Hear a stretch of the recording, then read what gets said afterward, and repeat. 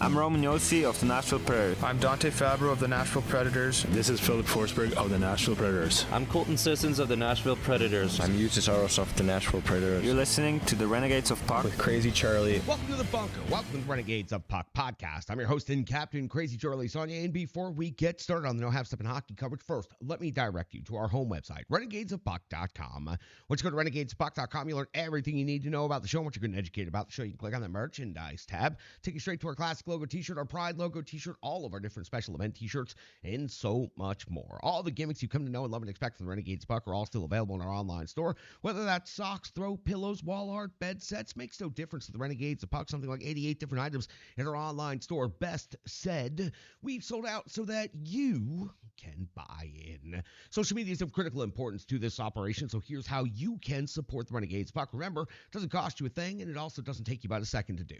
Facebook and Instagram, that's places where you can find the Renegades Puck on social media. You can also find us on X and Threads. You can find us on TikTok. Multiple places for you to pick us out and help us out on social media. Just whatever your preferred platform is, jump in the trenches with the Renegades of Puck right there. YouTube, thank you so much to our recent subscribers. We sure do appreciate. We notice these things. We know what our numbers are climbing up, and we sure do appreciate you jumping in the trenches with us on Renegades of Puck TV and all of our different recap segments, our preview segments, our interview segments, and so much more over there on YouTube. Give us a subscription today, and if you can, turn on those notification buttons as well so you'll know when the latest videos of Renegades of Puck TV are available. So again, appreciate all of our newest subscribers right there. The audio podcast, thanks to the Full Press NHL Network. The Full Press Predators podcast went from local to global in 2023 and has continued that momentum into 2024. We are headed towards 10 million all-time replays and downloads for the show's history. We are so appreciative of each and every one of you for checking us out, whether that's been on Google or Stitcher or Spotify or Amazon or several other podcast platforms. Whatever it is you prefer, search Renegades of Puck today, and you will find the show thanks to the Full Press NHL Network. Stick taps, love, and respect to everybody behind the scenes working incredibly hard to help support the show and make the beginnings of 2024 already so awesome in the first month. Just the first month, we're already off to such a great start. Venmo, that's how you can support the show financially. You can make a donation by going to Venmo and searching Renegades Puck, or just scanning the QR code that's currently on your screen. Every donation goes a long way to helping the Renegades Puck, and this operation is funded by you. So we are so appreciative. You've helped us build the studio. You've helped us get the equipment and then upgrade the equipment, the technology, and all of the things that you see around you. We're always continuously working on and building things and projects for the future. You know, we've been working on trying to get some funds together for a heating and HVAC system out here in the studio. So we sure would appreciate any donation you could make today. Again, that's Renegades Puck on Venmo. Just scan that QR code. And I am well aware that it is time for the No Half Step in Hockey coverage, and I cannot believe it. It's already game 50 of the season. I can't believe it. It's time for operation number 864. That's right, show number 864. And at this moment in hockey history, the Nashville Predators currently find themselves in 5th place in the Central Division after 50 games skated. 50 games on the season already. 26-22-2 is their record. 54 points is their point total. They are currently 13 points behind first place Colorado in the Central Division. Update of those standings coming up momentarily on home ice, which is where the Nashville Predators' next game will take place, the final game before the All-Star break. They have a home record of 13-12-0. The Preds have scored 151 goals in the season. They've given up 156 goals in the season. It means they have a goal differential of -5. In the Central Division standings, updated, Colorado Avalanche are in first place with 67 points. The Dallas Stars find themselves in second place with 66 points. The Winnipeg Jets are in third place with 65 points. So the three-team lead at the top of the Central Division continues, and I suspect it's going to continue until the final days of the season between these three teams before we know who is going to be seeds 1, 2, and 3. And then you've got a big bunch up in the middle of the pack here. The St. Louis Blues have jumped the Nashville Predators, 54 points, same point total as the Preds, but they've skated in 2 fewer games than the Nashville Predators, only skating in 48 at this moment in time. The Nashville Predators have skated in 50 games and have 54 points on the season. The Arizona Coyotes are in 6th place with 49 points. Then Minnesota Wild at 47 points. And the Chicago Blackhawks are the only team in irrelevancy territory already at this point in the season in the Central Division, as frankly they have been since the very beginning. They're in 8th and last place in the Central. The wild card standings standings. This is of interest to all Nashville Predators fans and something we will update on each and every episode going forward because the Preds are going to be in this wild card race, I think, up until the final games of the season. The LA Kings currently hold wild card spot 1 with 54 points. The St. Louis Blues have 54 points. And yes, the Nashville Predators have 54 points, but due to tiebreakers on the outside, looking in at this moment, the first team on the outside, the Seattle Kraken, the second team on the outside looking in at 52 points, 2 points behind the Preds, also behind St. Louis and LA. You see how these things are going. Now, for the Nashville Predators, after this next home game against the LA Kings, the second of 3 regular season meetings, it will be time for the All-Star break. And I think we have a Nashville Predators team that very much needs an All-Star break at this moment in time. A mental break, if you will. Perhaps a physical break as well. Some of the players starting to look a little bit worn down at the 50-game mark of the season. After the Preds wrap up the All-Star break after this LA Kings game, they will be back on the ice on February the 10th versus Arizona. So almost a 10-day break for this Nashville Predators team. Then on the 13th of February versus the New Jersey Devils at Bridgestone Arena. On the 15th of February versus Dallas Stars at Bridgestone Arena. Those are going to be important games coming out of the break. Arizona, of course, right in the middle of the pack and competing for a playoff spot with the Preds, and the Dallas Stars, of course, above the Predators in the standings, but those points in the Central Division are going to be of critical importance. At St. Louis, first road game out of the break is on February the 17th, and on February the 20th, the Preds are in Vegas against the Golden Knights. Now, I mentioned it's the second of 3 regular season meetings, so let's go back and talk about the first meeting of the season. It was on January the 18th when the Preds went into LA for the first of 2 stops this year. They won that game 2-1. UC Saros picked up the victory, and he was dynamic in that game. 33 out of 34, getting the win. O'Reilly and Nyquist had the goals for the Nashville Predators. Big save Dave was in net for the LA Kings. He took the loss and went 31 out of 33. Doughty had the only goal of the game for LA. It came on the power play. These two teams will meet one more time in LA. That will take place on February the 22nd. So from January 18th to February 22nd, the entire 3-game series of the regular season between these two teams will be concluded. Now, there is one injury update before we break down the Kings and get into this matchup. Alex Carey left the most recent game for the Nashville Predators, not currently listed as out or on IR or anything, so we will just consider him to be day-to-day at this moment in time. The LA Kings are 22-15-10 on the season, 54 points, 4th in the Pacific Division. They have a great road record, 14-6-4. They have scored 148 goals. They've given up 130 goals, so that means they have a goal differential of plus 18. Now, again, the LA Kings are tied with the Nashville Predators in points and in the wild card race at this moment in time. The most previous 5 games for the Kings. Let's go back to January the 20th. There's a 2-1 win versus the New York Rangers on the 22nd January, 4-3 shootout loss versus the San Jose Sharks on the 24th of January, 5-3 loss versus Buffalo on the 26th of January, 5-1 loss at the Colorado Avalanche, and most recently on the 28th of January, 4-3 overtime loss at St. Louis. Ridge got the start, took the loss 28 out of 32, giving up 4 goals in that game. Now, taking a look inside the numbers of the matchup for this Nashville Predators LA Kings matchup, the LA Kings are going to be ahead in the majority of the big statistical metrics that we track right here. So let's start with the Nashville Predators. Goals for 2.98 is 18th in the league. The LA Kings 3.13 is 16th overall in the NHL. Goals against 3.12 for the Preds is 18th. For the LA Kings, 5th best rating in the NHL, only giving up 2.66 goals per game. That is highly impressive at this point in the season. In the shots for category, 30.7 for the Nashville Predators is 17th. 33.9 for LA is 2nd overall in the National Hockey League. In the shots against category, the Predators at 30.1 are 14th. The Kings are giving up 28 against per game. That's 3rd overall in the NHL. In special teams, power play, Preds 19.1% conversion rate is 20th overall in the league, 33 conversions on 173 opportunities, while the Kings have the 16th best power play in the league, converting at 21.3%, 33 conversions out of 155 opportunities. On the penalty kill, the Predators are rated 27th overall in the NHL with a kill rate of 76.4%.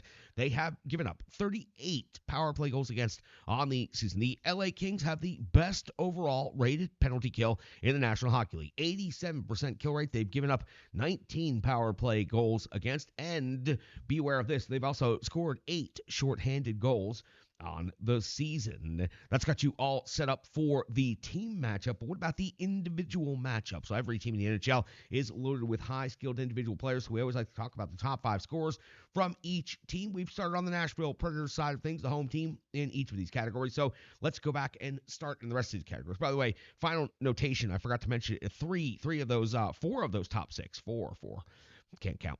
4 of those top 6 statistical metrics that we counter here and we talk about in the preview, all in the top 10 for the LA Kings, while the Predators have 0. So in the matchup head-to-head on paper, if we just walked out to center ice and dropped a stat sheet, the LA Kings would win this game decidedly. But that's not how it works out in the NHL. Now, the individual stats leaders for each of these teams: Philip Forsberg, 23 goals, 27 assists, 50 points. Sorry, coffee mug. Yossi, 10 goals and 34 assists for 44 points. O'Reilly, 17 goals and 25 assists for 42 points. Nyquist, 12 and 25 for 37. And Colton Sissons, 13 goals and 12 assists for 25 points on the season. On the LA Kings side of things, the visiting team, Kempe leads the team in total points with 43. His breakdown is 17 goals and 26 assists. Kevin Fiala comes back to Bridgestone Arena, where he's had quite a bit of success in his career. 12 goals and 30 assists for 42 points on the season. Kopitar, 15 goals and 26 assists for 41 points. And Antti Kopitar usually plays quite well against Nashville Predators. Moore has 21 goals. That leads the LA Kings, 13 assists for 34 points overall. And Byfield, 14 goals and 20 assists for 34 points out there on the blue line. He is a tough one to deal with. He moves with speed and explosiveness and has great hockey sense. Byfield is absolutely, he's already a star in this league, but people don't seem to know nearly enough about him. In goal, anticipated matchup, UC Saros gets the start for the All-Star break, a record of 19-8. 18-2. UC Saros' record now fallen below 500. Effectively, he has a record of 19-20. A save percentage of 903. 8 goals against of 2.94. Big save Dave Rittich, 4-1-3 on the season. 920 save percentage, 2.09 goals against average after taking the loss in the most recent game in St. Louis. Against the second of 3 meetings this season between the Preds and the Kings. These are of critical and valuable points heading into the All-Star break. The Preds need to get them some momentum, and they could use a big victory over a team that they're directly in competition with. That would vault them back into the wild card situation going into the All-Star break instead of being on the outside looking in. That's got you all set up for the LA Kings and the Nashville Predators at Bridgestone Arena. We've got to go back and talk about the Nashville Predators at Ottawa. It is the full game recap, and it is presented by Rebirth Sports, and it's coming up next right here on the Renegades of Puck podcast.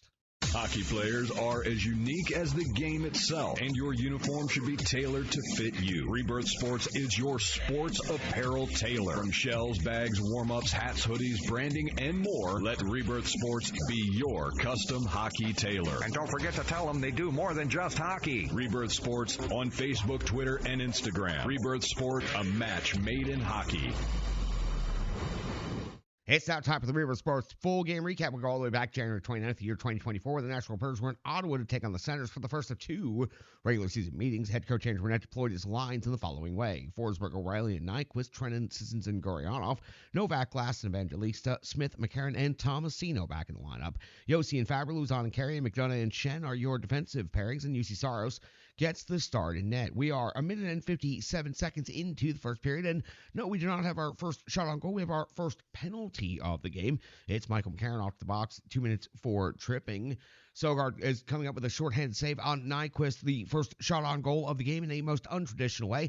Outstanding penalty kill. No shots on goal against the Nashville Predators. 3:59 of the first period. Though UC Saros does come up with his first save on the game on Bernard Dorker at 4:34 of the first period. Saros comes with a save on Kachuk, the 6:06 mark of the first period. UC Saros coming with a save on Sanderson's long shot at 6:22. Saros another save on Zub at the post at 6:23. It's Saros coming with an even better save on Kachuk right there at the same post off of Zub's rebound at 7:50 of the first period. It's Sogard coming up with a save on Alex Carrier at 8:26 of the first period. It's Michael McCarron scoring his 7th goal of the season. The captain, Roman Josi, dumps the puck in from the neutral zone. It takes a perfect bounce off of one of the glass stanchions right to Michael McCarron in the slot as if they had drawn it up perfectly that way. Michael McCarron gets his 7th goal of the season. The Nashville Predators are leading this game 1-0 on the road. 10:23 into the first period. It's Sogard coming with a save on Alex Carey. 11:57 of the first. It's Sogard coming with a save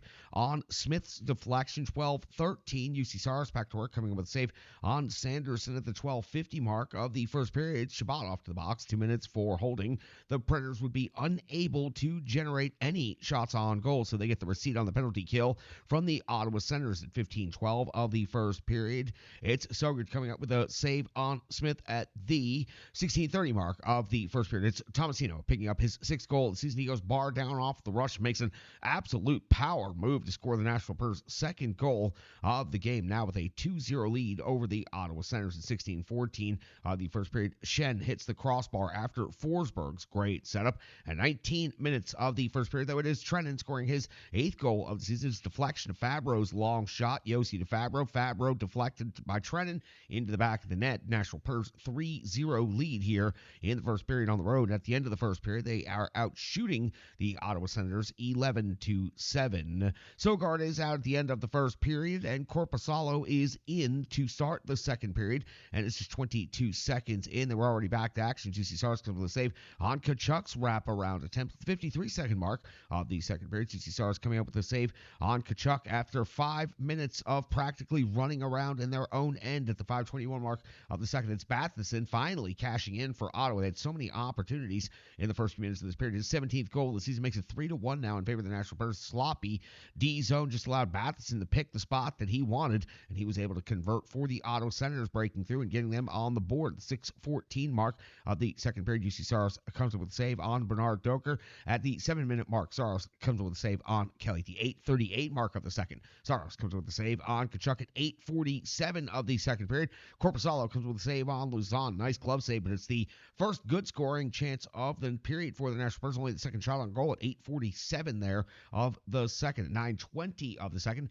it's Stutzel with his 11th goal of the season, making it 3-2 now in favor of the Nashville Predators. Ottawa getting their second goal of the period and continuing to chip away at that Nashville Predators lead.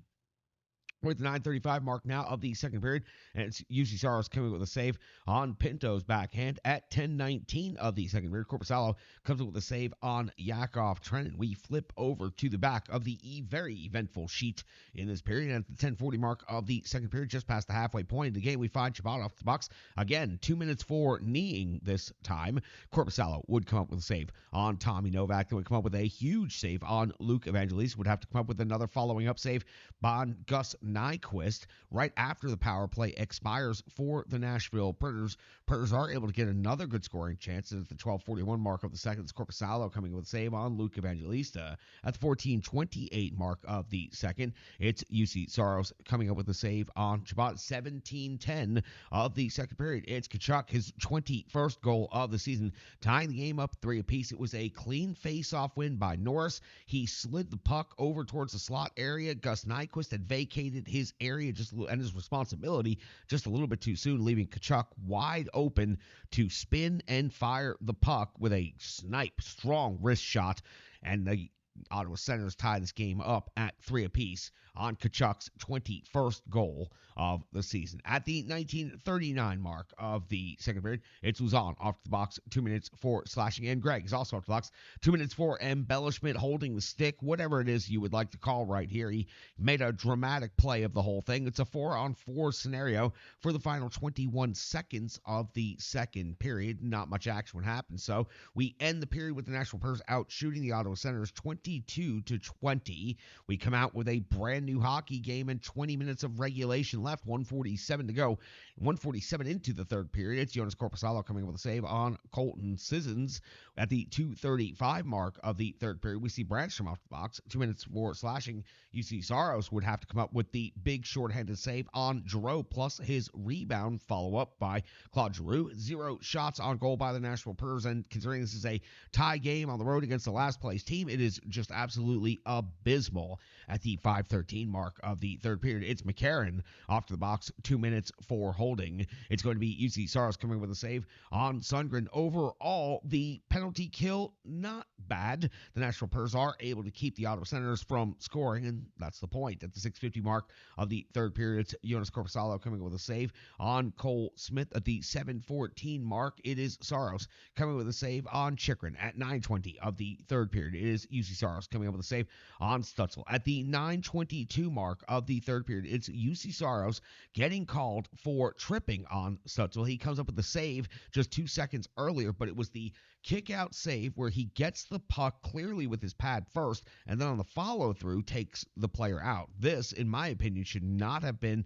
called a penalty, but it was deemed by the only person that can make that decision to be a penalty. So the Nashville Predators find themselves just about midway through the third period in a tie game in a very, very difficult circumstance. UC Saros does, of course, not serve the penalty. He stays out there and clocks in and goes to work as Saros comes with a save on Tkachuk, and then Saros comes up with another save on Chychrun. Saros would have to come up with one more big save on Batherson. All of the big names for the Ottawa Senators making attempts here during this power play. The Nashville Predators are able to keep the Sens off the board. 11:53 of the third period, we see Korpisalo coming up with a save on the captain Roman Josi. At 13:40 of the third period, it's UC Saros coming up with a save on Chychrun. At the 16:35 mark of the third period, it's Korpisalo coming up with a save on Luzon. At 17:51 of the third period, it's Saros coming with a save on Chychrun, plus his world-class follow-up right here. A great chance for the Ottawa Senators to put this game away in regulation. 18:55 of the third period, it's UC Saros came up with one more save on Pinto, and the Nashville Predators honestly are able to survive the attack of the Ottawa Senators down the stretch in the third period. The Ottawa Senators for the game outshoot the Nashville Predators 34-29, so 14 shots on goal by the Ottawa Senators. UC Saros stopping all of them in the third period. We go to the 3-on-3 overtime, and we find at the 3:36 mark of the overtime session, it is Claude Giroux with his 15th goal of the season. He was trailing on the 3-on-2. He gets the puck and he finishes the play, beating UC Saros after the Preds had a glorious opportunity and whiffed on the 2-on-1 on the other end. This was the only shot on goal in the entirety of the overtime. The Preds got a little too occupied with the loops and the swoops and trying to maintain possession and did not get the puck to the net at any point in time, no matter how hard Forsberg may have been trying. So Giroux's 15th goal of the season wins this game for the Ottawa Senators on home ice in overtime, 4-3. The Ottawa Senators end up out shooting the Nashville Predators for the game 35-29. And for this right here, it was the first time the Nashville Predators had seen the Ottawa Senators this year. I know Ottawa had been playing better as of late since the coaching change, but they're an 8th place team in the Eastern Conference, and you had a 3-goal lead. It's simply something that cannot happen. The Nashville Predators special teams falters yet again, and then in overtime, not really sure what happened on that 2-on-1. Looked like it should have been a shot. Josi, I think, was running on fumes there at the very end of that overtime session, but Philip Forsberg trying to do it all by himself and realizing quickly in that overtime session that he could not do it. The Preds don't convert on the 2-on-1 and then give up the 3-on-2 rush, and that's the end of this game. So again, the Nashville Predators fall on the road. They do pick up a point. That's going to be of critical importance in the playoff race, in the wild card race, especially at this moment. But this is a game the Nashville Predators let get away from, and an extra point they absolutely let get away from. You can't blow 3-goal leads against last place teams. That's going to do it for the Rebirth Sports full game recap. We've got full analysis and so much more coming up next, right here on the Renegades of Puck podcast. Hello, hello, hello. I'm Tracy, owner-operator of Strong Style Fitness. And that's me and my training assistant, Rizzo. And we are here to bring you fitness that meets you where you are by offering circuit classes, bar-inspired classes, Tabata workouts, boot camps, guided stretching, and more, all taught by a certified personal trainer, me. To learn more, go to our website, strongstylefit.com. Subscribe on YouTube at Strong Style Fitness. Follow on social media at Strong Style Fit. But most importantly, let's get you moving. It doesn't matter if it's your first workout or you've been doing it for years. Strong Style Fitness has the workout that meets you on your journey and helps you along the path to a happier, healthier life. I understand where you've been, what you were going through, and where you were going, and I want to take you there. We'll see you on the mat. Mwah. Welcome back in Renegades of Puck podcast. We always start a net with the analysis, and it's UC Saros getting the start in this one. 31 out of 35, 4 goals against on the season now. Effectively, his record falls to under 500 at 19-20. In actuality, it's 19-18-2, 2 overtime losses, but 18 regulation losses with 19 wins. You know what? He played good in the first. He played really good in the third period when the game was tied, but did not play so great in the second, did not play so great in overtime, and a lot of that has to do with the team in front of him and the defense faltering in front of him again. But again, the first period, UC Saros absolutely kept the Nashville Predators in that when Ottawa had some good scoring chances for 7, 8, 10 minutes of the game. And then in the third period, Ottawa 14 shots on goal, and Saros turned all of them aside and got the team to overtime. And honestly, it was UC Saros carrying the bulk of the load there in the last 5 minutes of the game to get the Nashville Predators that 1 point. But he did not play so great in the second period. Neither did the team in front or around him, and he certainly was sold out there in overtime by the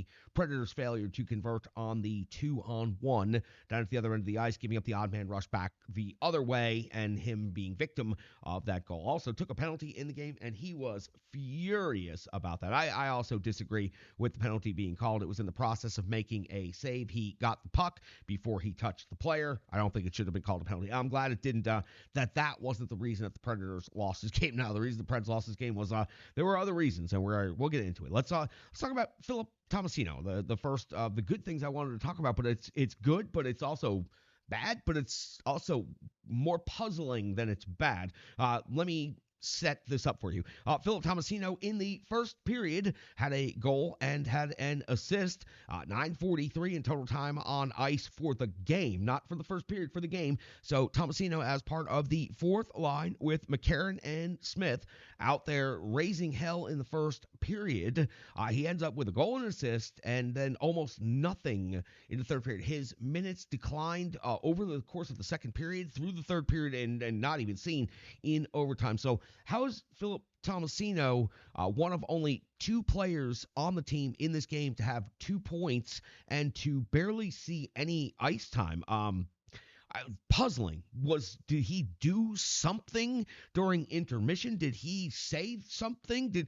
There's got to be more to it, because there's no way a head coach can look at the way Philip Tomasino was playing early in this game and say that he was not prepared to be out there in the third period or get any time in overtime at all. So it is puzzling, and this is something we're going to probably revisit and talk about later. But I want to know why Philip Tomasino only had 9:43 in total time on ice. And Andrew Burnett, I hope, is going to flesh that out and answer that in full, because that made zero sense to me. It was very puzzling as the game was moving along through the second into the third period and overtime, that Philip Tomasino, who again had a really great goal in this game and also picked up an assist, was not seen very much at all. Only 13 total shifts. 1 goal came on his 1 shot. He also had a block shot in his 9:43 in total time on ice. No special teams work for Tomasino at all. Jakub Trenin, great to see him back on the board, picking up a goal again. Another one of the Nashville Predators' bottom forwards on this team, picking up the scoring slack for the top, which is not getting the job done at this time. So again, Jakub Trenin, great to see him back on the score sheet. Also had 3 shots on goal in this game and 17:25 in total time on ice. McCarron also picks up a goal in his 10:21 time on ice. Now, one of the reasons he was limited to 10:21 time on ice, he did pick up 2 penalties in this game, and that's not great, but he did have a goal, and he almost had another goal. The goal came on a great bounce off of the glass right to him in the slot area, and he does the job of finishing, and that sometimes is not as easy as it sounds. But for Michael McCarron back on the score sheet again, his 10:21 in time on ice, I felt like he was playing an effective game when he was out there, but taking 2 minor penalties is typically going to limit how much time you get, and he's also a fourth-line player, so I don't expect him to have too much more than that. But he still, even with those penalties, had more minutes than Philip Tomasino. Michael McCarron, we just talked about him. He had a goal. The captain, Roman Josi, had 2 assists in this game. 44 points on the season, now 27:07 in total time on ice. But what happened in the overtime was just a really, really deflating moment. The 2-on-1, Gurianov tries to set up Josi. It was not in a place where Josi could get to it and make the play as easily as possible. Perhaps this is a moment where you should have shot for rebound. This is the NHL, and players do that all the time, and they have plenty of skill to do so. But this This failed 2-on-1 rush led to a 3-on-2 the other way, and the captain Romagnosi, who skated 27:07 in this game, was absolutely looked gassed there on the last shift of overtime, trying to get down there with the 2-on-1 to put that game away, and then trailing the play. He was the trailing, then let it be a 3-on-2.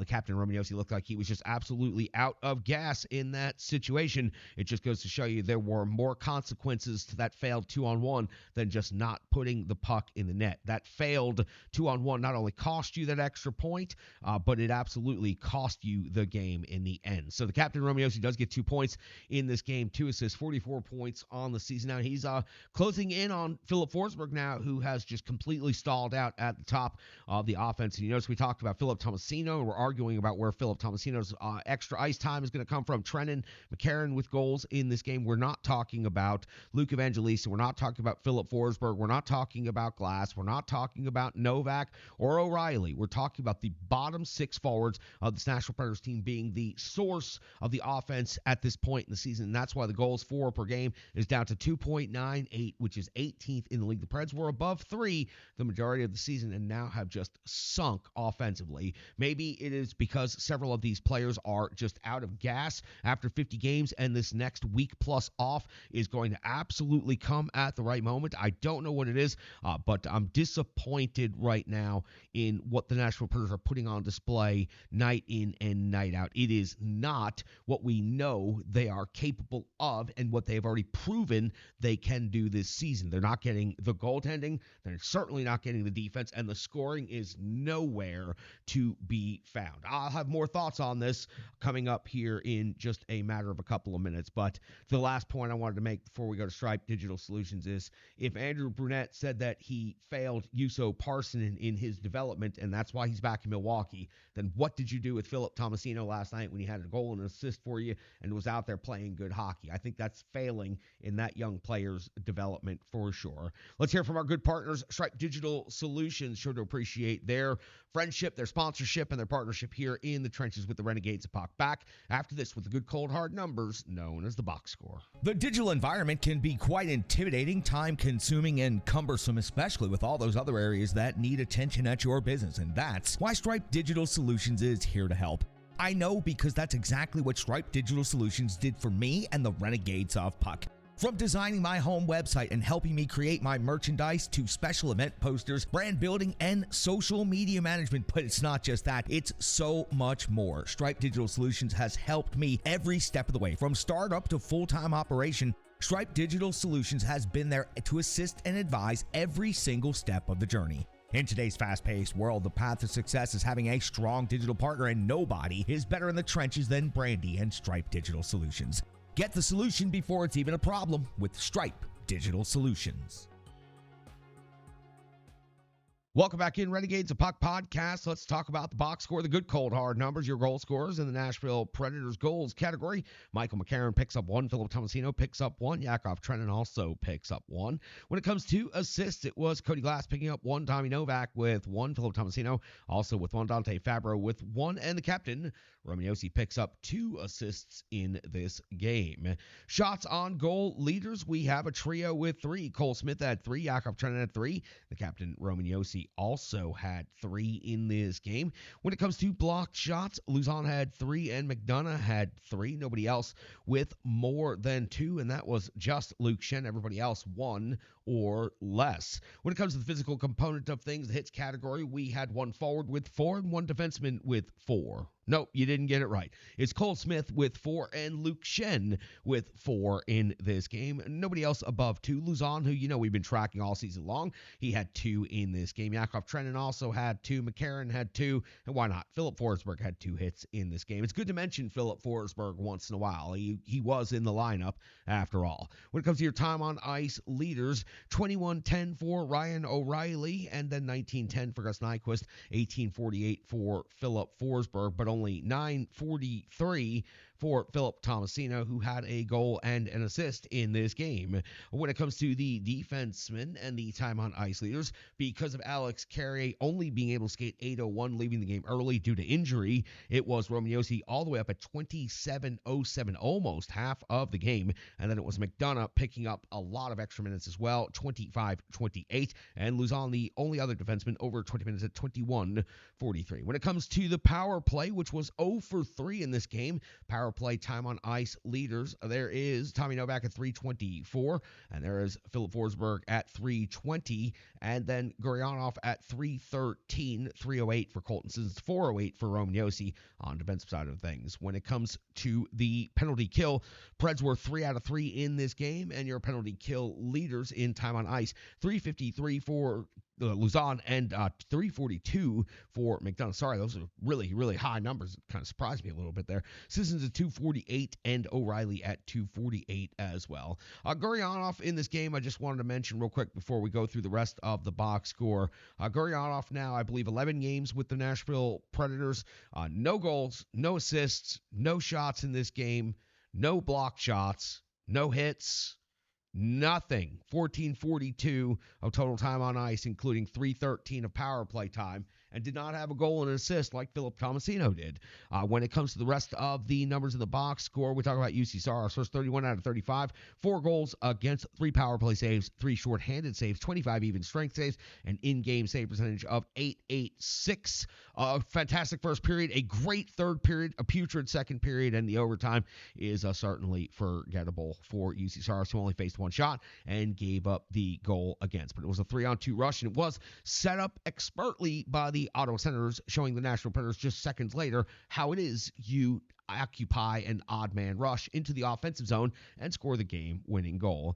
Other numbers falling out of the box score before we wrap this particular episode up. Face-off winning percentage right down the middle at 50. It was 19 hits for the Nashville Predators, 15 block shots, 7 takeaways, and 10 giveaways. Overall, the statistics don't tell the full story, but the Predators power play being 0 for 3 and them being on the backside of giveaway-takeaway battle is just not good. The Preds blew a 3-goal lead in this game, and they just lost to a last-place team in the Eastern Conference. The Preds jumped out after not scoring in the first period, seeming like in weeks. The Preds jumped out, and they scored 3 goals in the first period, and they were playing phenomenal. They got goals from McCarron, Tomasino, and Trennan, and they were playing phenomenal hockey. They hit a crossbar, which would have made it 4-0, and honestly, I think the Predators could have buried the Ottawa Senators if they had just come out in the second period with anywhere near the same level of intensity, focus, hustle, any of those things. You can discuss whatever topic you want. The Predators were lacking in every single one of them from the second period on. In the third period, they rebalanced out, and they managed to get a point out of this thing, but there are certain teams in the league that you have opportunities to collect points against, and in a team that every single point is going to be of critical importance and it's going to make or break a playoff spot here come March and the beginnings of April, you cannot sacrifice a 3-goal lead and a point in Ottawa to a last-place team. I don't care that they had played better recently since a coaching change. Those storylines are going on all around the league. That's not acceptable. The Predators had a 3-game road trip, and they had a 7th-place team in Minnesota, the hottest team in the league in Edmonton, and an 8th-place team in Ottawa. It should have easily been a hammock game. Win the first, drop the second, win the third. But the Preds found a way to blow that 3-goal lead and blow that point, only picking up 3 out of a total 6 points on this road trip. Now, Philip Tomasino has been a topic of conversation throughout this episode and a thread running through. I was disappointed in the lineup mismanagement is what I want to call it.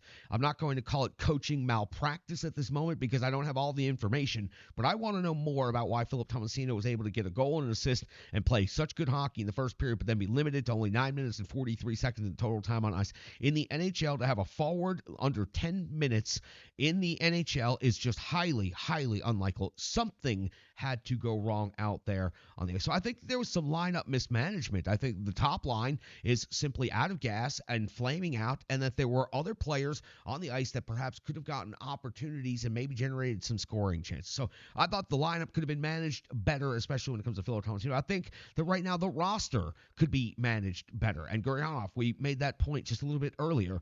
0 points since joining the team. Listen, he's fast. He's got a good wrist shot. But guess what? So do hundreds of other players that are NHL quality. And so far, the Gurianov thing is not working out. You failed to send him back down within 10 games. So now he has to clear waivers. But honestly, who's going to want to claim a guy who's fast and has a good wrist shot? No one claimed Liam Booty on his way down to Milwaukee. So Gurianov could be sent back down to Milwaukee, and I don't think anyone's going to claim him. And I don't think it's working out. He needs a better opportunity. And if the coaching staff says that they failed Parsonen, then they're failing Tomasino, and they're also failing by keeping Gurianov. I think it's time for Barry Trotz, 50 games into the season, maybe to make some type of move. Not a waiver claim, not a call up from Milwaukee, but it's time to shake things up a little bit. We're starting to hear rumblings that UC Saros may be on the trading block. A return from him would have to be significant.